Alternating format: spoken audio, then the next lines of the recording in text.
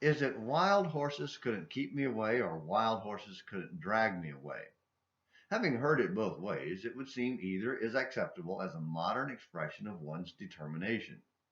Whether to get to something or stay there once arrived, not even something as strong and uncontrollable as wild horses will make us do what we don't want to do.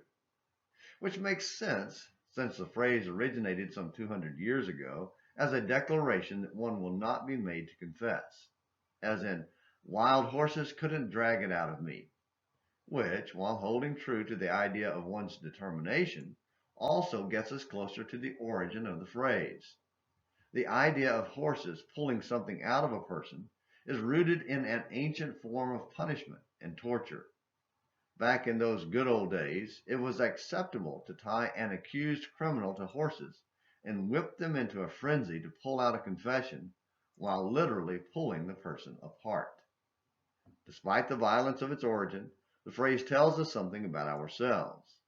We're stubborn people who don't like to be told what to do. Not surprisingly, the Bible has a statement about horses and stubborn people. In Psalm 32, David concludes his song of praiseful thanksgiving with a declaration of his need to seek and find deliverance in the Lord, and an encouragement for others to do the same. In verse 8, he offers to teach and train the godly in the right path. Then we get the reference to horses and human stubbornness. Do not be like the horse or the mule, which have no understanding, but must be controlled by bit and bridle, or they will not come to you. Psalm 32, verse 9. Having encouraged people to seek God while he can be found, verse 6, David recommends we have a different spirit from horses and mules. They require bridles and bits to compel them to go with their master. David concludes by comparing the sorrows of the stubbornly wicked to the blessings and joy for those who trust in the Lord and are upright in heart. Psalm 32, verses 10 and 11.